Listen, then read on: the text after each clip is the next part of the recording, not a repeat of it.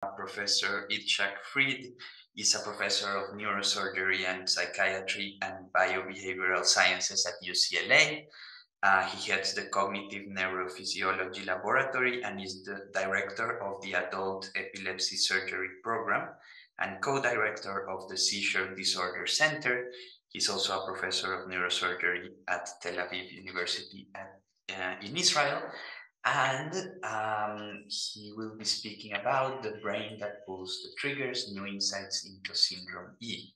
So thank you so much, Professor Fried, for joining us, and please feel free to share your screen. This goes back a long way, and I think I'll need to give some quick introduction. It won't be long on the concept and this journey. And basically, I usually start this with some serial photos which demonstrate the problem at hand. And I think we have seen, these events through history and through recent history, right? I mean, we have seen Armenia in 1915. We have seen Poland 1941. We've seen Cambodia in 1975. We've seen Srebrenica in the Balkans in 1995.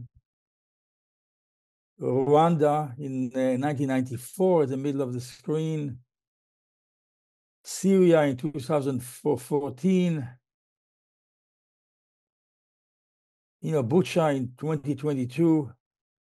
I have omitted the ops. I don't know how it really get into here, but I have omitted the picture here at the center of October 7, because it was too graphic, I realized, but it's along the same line. So, the question is really, and maybe put best by Saul Friedlander in 1989. He said, most interpreters try to avoid the problem posed by the psychology of total extermination by concentrating exclusively on ideological motive, institutional dimension, geopolitics, really, but an independent psychological residue is really defies the historian, defies the imagination.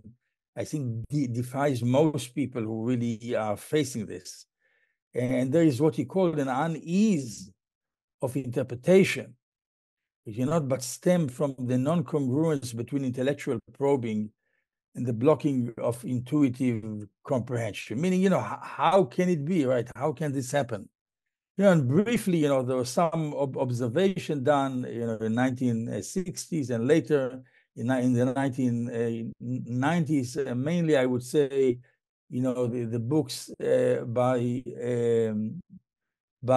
Browning, Ordinary Man, and Jean Hatzfeld actually in his own the machete on the things that happen in Rwanda. And I think the problem posed by Browning is really the problem that we are grappling with, because what he has seen really that in this group of middle-aged men recruited from Hamburg and brought to the forest and the woods of the Eastern Front, that those became very quickly very efficient killers in groups. And even though they were given the choice, only 20% really tried to avoid participation in this type of repetitive killings. Okay, and there's been obviously a lot of or some experiment in social psychologies. The Milgram experiment in 1961, the Stanford prison experiment, which all dealt with a one-to-one or small groups that were put into a situation where this extreme behavior can be demonstrated. And of course, in numerous incidents like the Abu Ghraib prison, and later, even with Floyd in the U.S. in the one-to-one situation, which caused so much really commotion.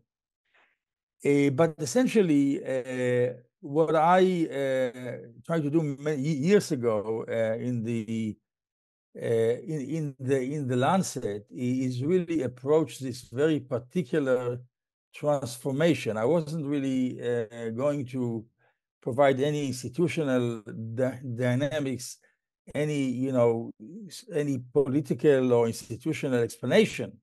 What interested me is just the individual who at point T1 in time behaves like an ordinary man with no psychopathology, and in time T2 he becomes exhibit a totally different behavior. That's a question that we're dealing with. We're not going to solve all the issues of war and aggression and violence. It's too much. Let's just concentrate on this. So I said, I'm going to approach it as sort of a biological, medical question, which immediately put me in hot water. But eventually it got published. And basically the issue was the transformation of a group of previously non-violent individuals into repetitive killers of other members of society. No question, it's a recurrent phenomenon. So I basically defined 9 signs and symptoms. And I said, what we see is the following. A, repetitive violence, right? Individual engages stereotypic repetition, extreme violence characterized by compulsion to spare none of the victim, obsessive ideation, that is, individual hold a rigid set of beliefs, right? Usually against a minority or an outer group. There is very rapid desensitization to violence, which is really amazing. During a short period of time, people are transformed. There is perseveration. Behavior perseverates in face of changing circumstances. Doesn't matter, the war is lost, they continue. The death march in the end of World War II, chasing, Tutsi to Congo when the Hutus understood that everything was lost. There is sort of a diminished affective reactivity, sort of a flatness of emotion, but at the same time, there's sort of a hyper arousal, a sense of arousal and almost elation with the number and the extent of destruction. There is intellectual ability, such as language, memory, and problem solving.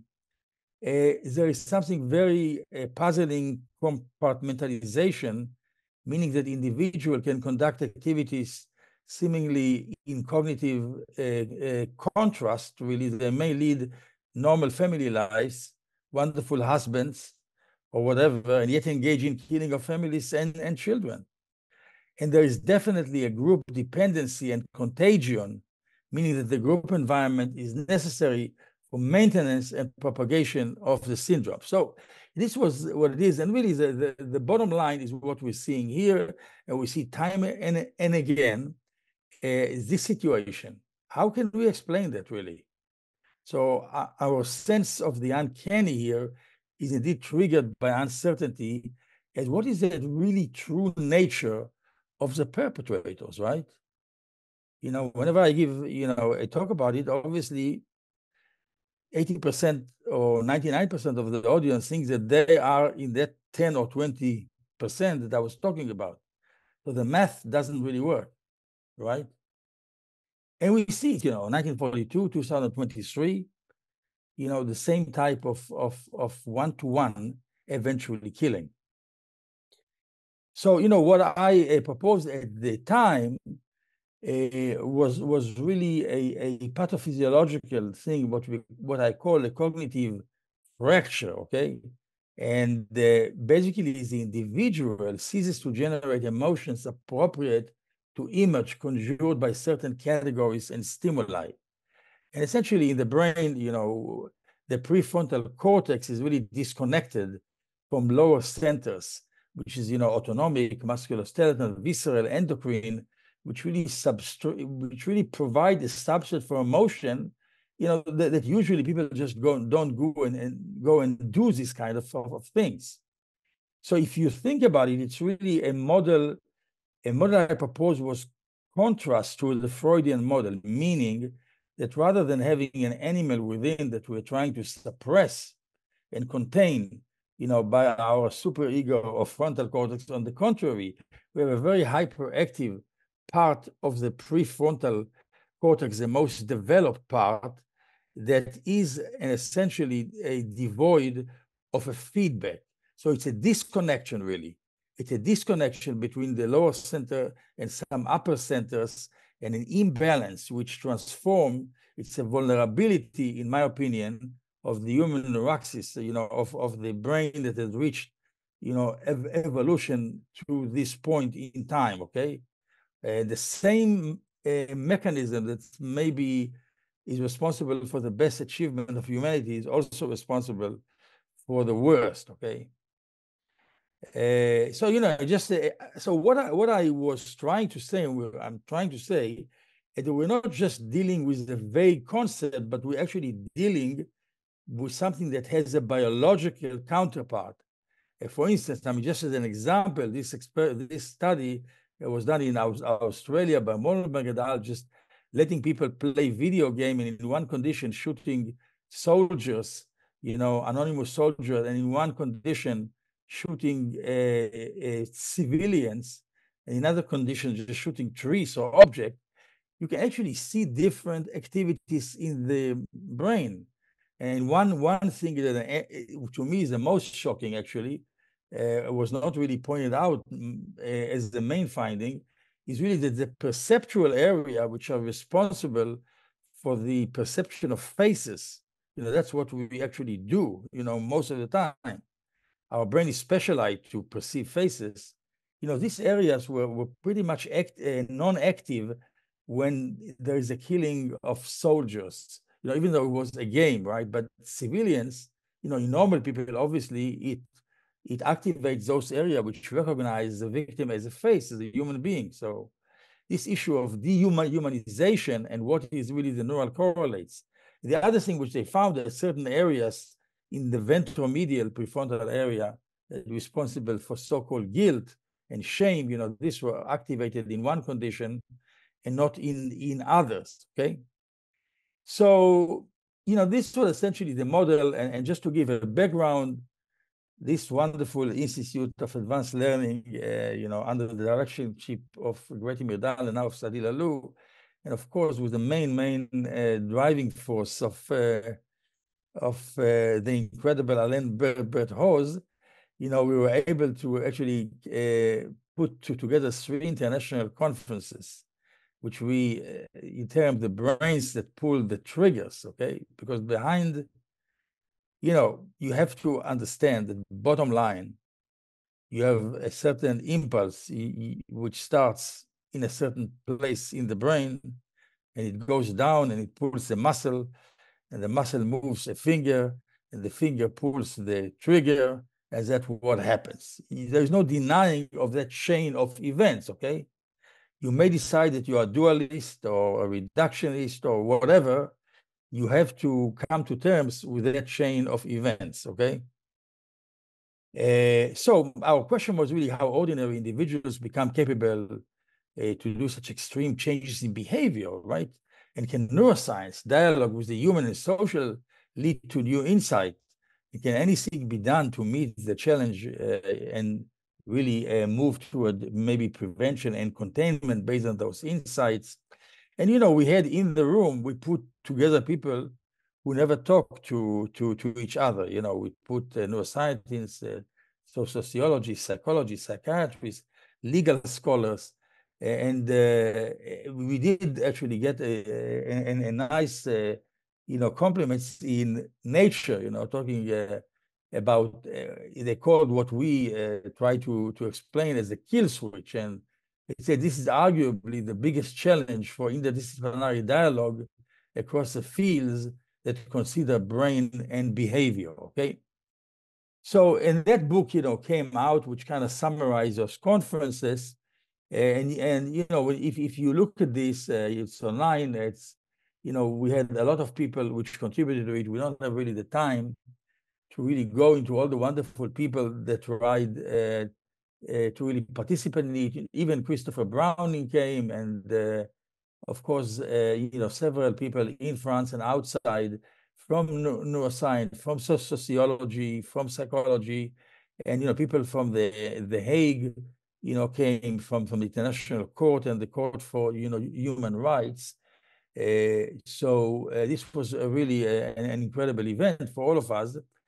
But the question is, 7 years have really passed since the last conference, and maybe 3 years since the book was actually published. And I was thinking, what is that we really needed an update, and we need to look at what's happening around.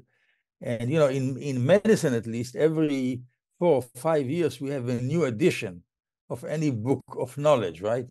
So okay, now we'll prevent the second edition. Okay, so at the same time, we all remember, Francis Fukuyama, who talked about the end of history in 1992.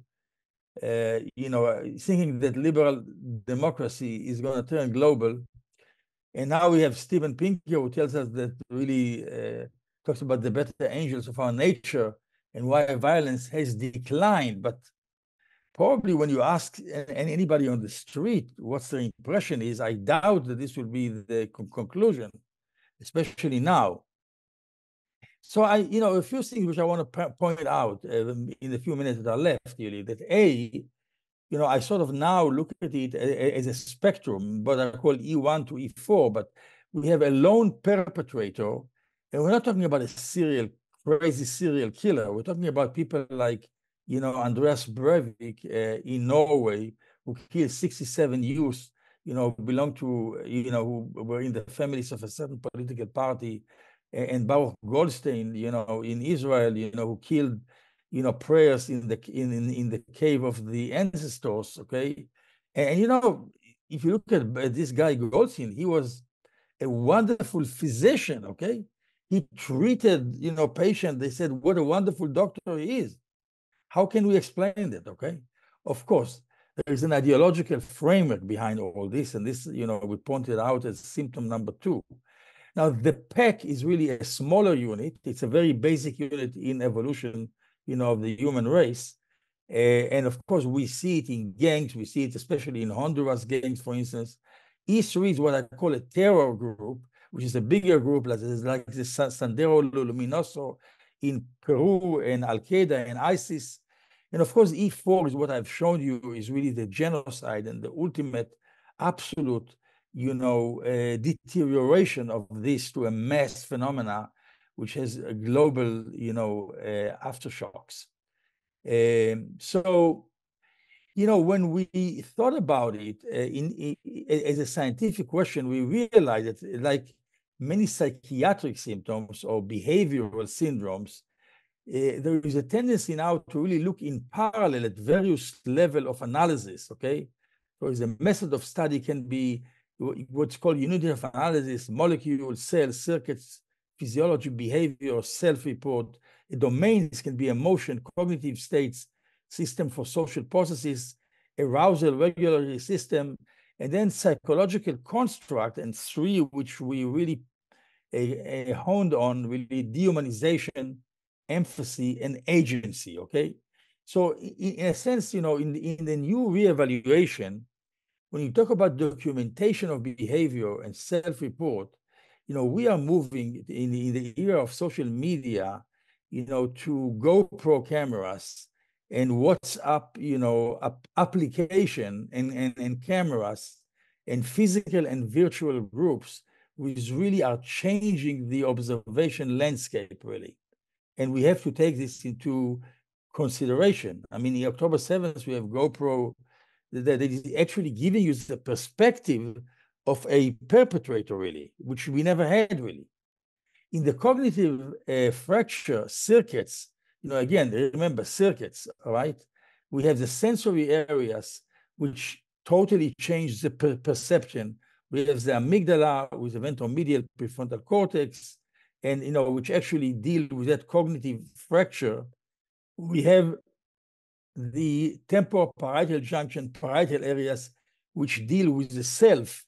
And actually, in recent year, we have the basal ganglia and the anterior insula, which deal with automatic behavior. So this is really a circuit dynamics that we know more than we have known 4 or 5 years ago. And even at the molecular level, we have certain neurotransmitters which are active, And I'll talk about it in a minute with respect to a certain drug. And then in the domain, of course, we have perception, we have regulatory system, reduced affect and hyperarousal, volition, meaning how much the will is involved, the reduction in agency that we see in groups, and the action, we see automatism, or we see activity becoming very quickly automatic behavior and then becoming repetitive and viral and unstoppable. And the fourth element, which I wanted to concentrate on, is really the information barrage, the tsunami, and what's happening in social media, and what I might say is the brain really a truth engine. I mean, can we really rely on the brain really to tell what is true and what is false? We may need to actually go into artificial intelligence or truth engines, which may need to really this. I mean, and again, in the documentation, you can see this example here. Can you actually hear?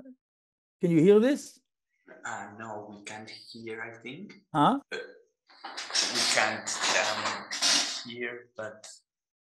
I don't know if you can hear it at this point. Yeah, maybe not. But you can actually see the actual narrative. Let me just see here. Yeah.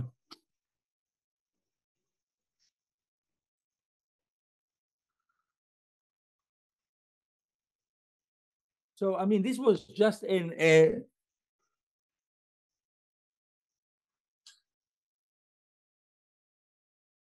so what we actually see here is essentially a WhatsApp conversation between the perpetrator in October 7.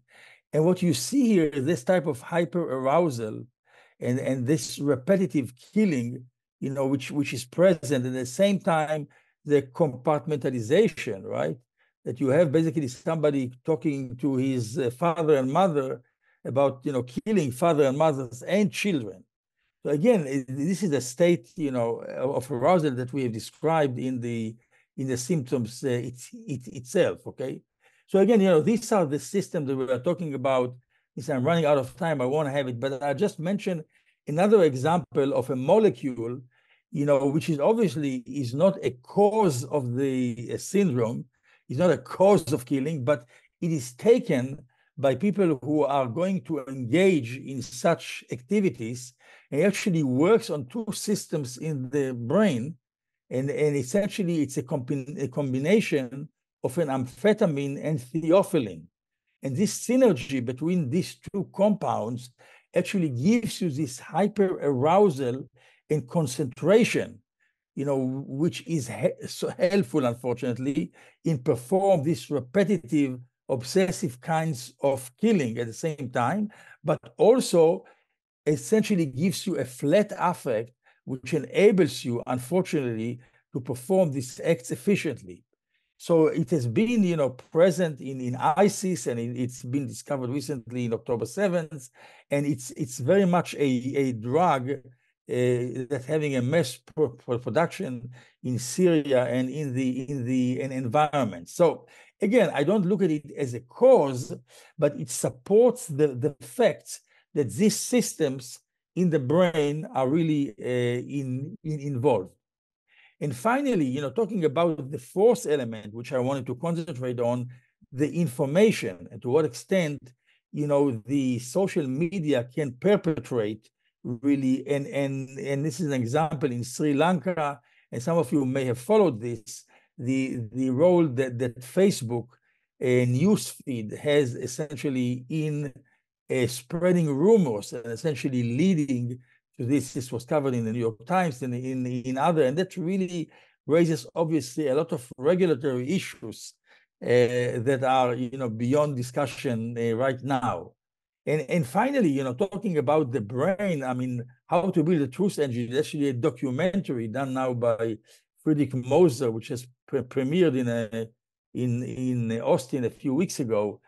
And here, the director who interviewed several scientists actually dealt with the issue of, can we actually even, obviously natural intelligence is not good enough as a truth agent. And that's, I can go into this, the brain essentially one theory that we always try to predict things in order to minimize surprise, but then introduces all the biases that we have. We have failures of pattern recognition. We use pattern completion based on belief that we have, and we endlessly associate. And of course, the web is a tremendous instrument of association of stimuli. So, this is a group at UCLA is really looking at what they call story miner, means somebody, an AI system which will actually tour the web and being able to really sift through the information, something that the brain, which works on milliseconds, which is very slow, cannot do what artificial intelligence can do in nanoseconds. So again, this is the fourth element which I wanted to concentrate. So, I want to thank you for your attendance. It was really difficult to really explain all this in one, but I hope that in the next few weeks, we'll be able to really give an update to this. And I want to obviously thank my colleagues and the Institute for hosting me for this endeavor. Thank you very much.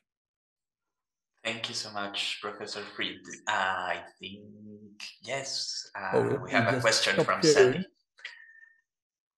Sorry. Okay, Sadi, go ahead.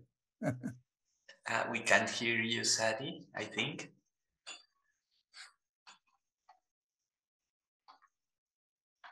Is that getting any better?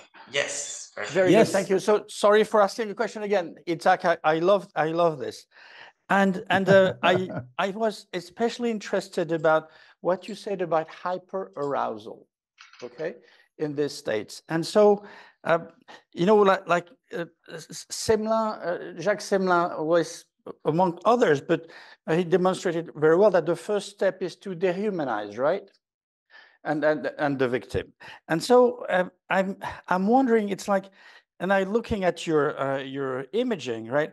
This is clearly a sort of different activity, right, than normal activity. It's not the same brain areas. And, if you think about hyperarousal and killing, we do have the equipment, right? We're hunter-gatherers and we're hunters, right?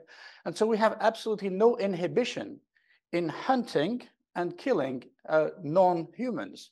We just have an inhibition for humans, but all the rest of the mental equipment for that activity is right there. It's efficient, and it especially brings hyperarousal. So in a way, if you just cut the inhibition and you make the human available as a prey, you could just have this kind of behavior. And I was thinking about the work that you're doing on concept neurons, right? And so if you manage, in a way, to catch one of these neurons that's part of the representation of the target of these killings, and see if there's some kind of change when they get, into this new state, perhaps just the status of the victim has come from human to potential prey. And then you wouldn't have that much, you just use an existing equipment in humans, right? Because we don't have any problem for killing non-human stuff, right?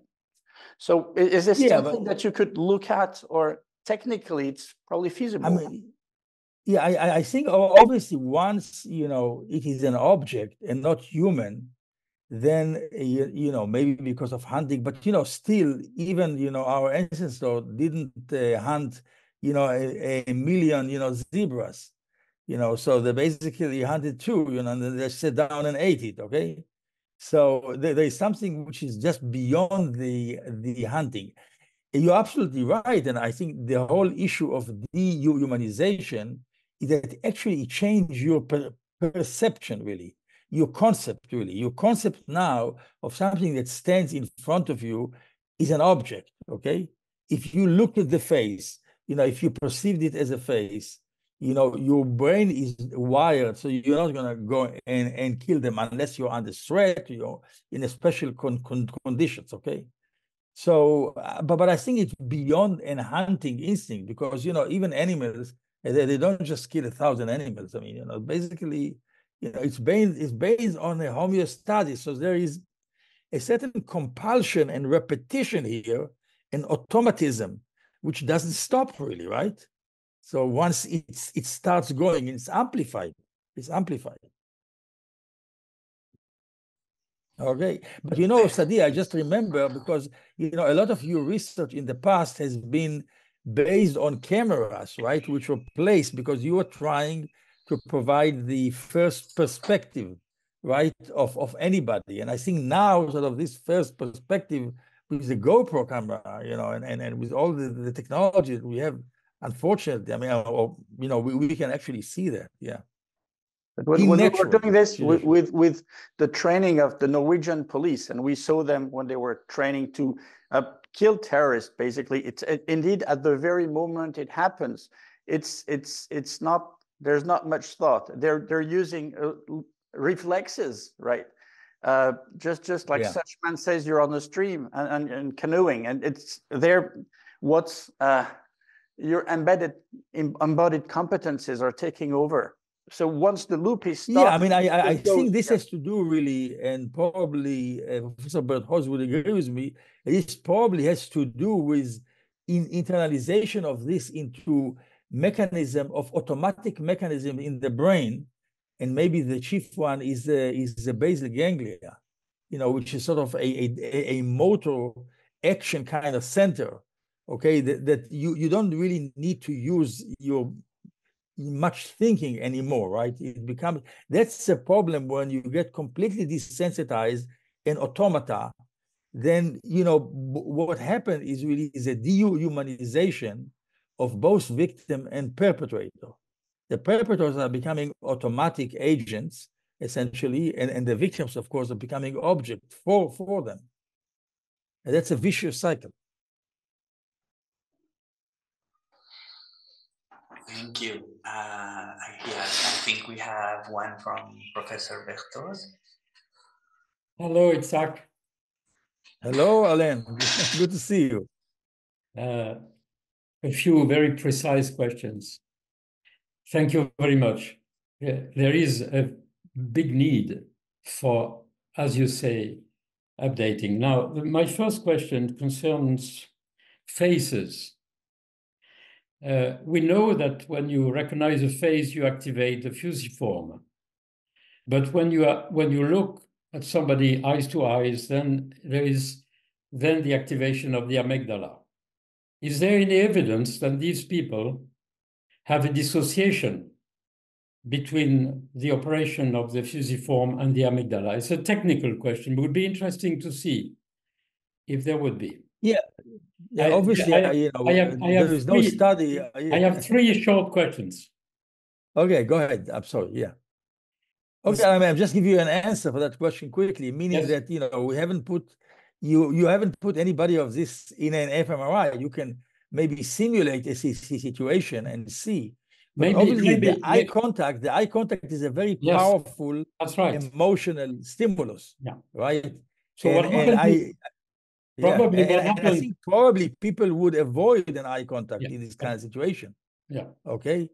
And this is really no, but this topic for long discussion. Even if they have eye contact, they may not activate the amygdala. And maybe Jean de Setti could do the experiment in Chicago. Yeah. The second, but I'll give you a natural experiment, okay? I'll give you a natural experiment. In the October 7th, terrible day, there was one woman who was sitting in a house with her husband, an elderly woman, and perpetrators came in and they were just ready to kill her. So, what she did, and was intuitive, was very smart. She didn't beg for her life. This doesn't work as a strategy. She told them, asked them, are you hungry? Okay, you must be really tired. Okay, so once this is sort of an eye contact, meaning there was, and she actually kept them there with this type of thing for half an hour, and she saved herself and her husband. So she understood intuitively that she needed to cross that barrier of dehumanization. And you don't do it by begging for your life. It doesn't work usually, right? Small lesson. Okay, the second question concerns a hypothesis which is in the book by Etienne Quéclin, who said that who insisted about the relation between Brodmann area 10 and this area which codes, according to him, rules, and the mediotemporal which code values. And he said that the rule area can inhibit the value area. It's a caricature, but it was very interesting.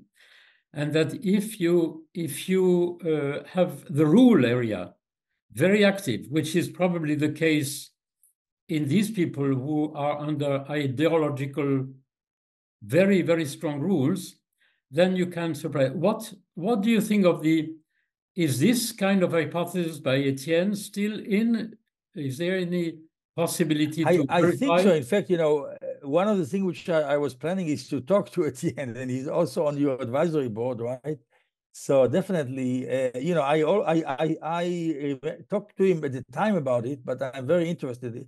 And I think it's very reasonable that the ideological framework, it become really a rigid set, is really represented by the dorsolateral part, and the ventromedial is more sort of a value system, and maybe the disconnection between this and the amygdala is part of the story, with a hyperactive dorsolateral cortex, which is consumed by a fixed, rigid set of beliefs that you cannot change really.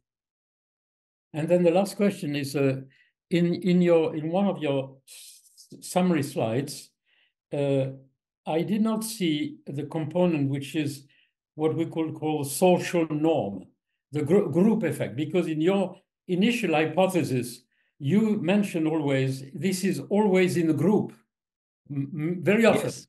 Very often. And so, and also the role of la terreur, fear, that many of the, so what's new? Is there anything new concerning No, the new thing is a lot. I mean, the new thing is that the group concept has changed. And now, even in the extreme case of E1, that you have a solitary one, he feels part of a group, not a physical group, but essentially a virtual group. Okay, that's so right. that makes situation much more dangerous, I think, of really, and that has to do with the social media and the information and how groups are formed now. And we have a lot of examples of that. Yeah. Thank you. I hope we meet next week sometime. Okay? Yes, we will, definitely. Wonderful, thank you. We are nearly running out of time, but there is another question from Greti. Hello, Itzhak. I was Hello, wondering... Greti, what a pleasure. You're talking from Copenhagen. Okay. I was wondering if you have, in between the years that have gone by, found any individual characteristica that could protect from falling into a syndrome E. And thinking now, for example, of the young Israelis that are in Gaza and who must be at least one person I know, I would burn my hands saying that that person is not able to dissociate what she is doing from the way she is. Is it possible? And can you trace what kind of research will you start doing hopefully when the war is over? I mean, I think that I cannot really answer it because I don't know the answer. I mean, obviously people have tried, I guess, to investigate, altruistic behavior, but I don't think it necessarily is the same, okay? But to be immune from that cognitive fracture in a group, I guess, is something which you don't see too often. But at this point, I really do not have an answer. I think it's a great question. Who are those 10 to 20% people, who will not be able to really work in this kind of dissociative states. Yeah. Wonderful. Thank you so much.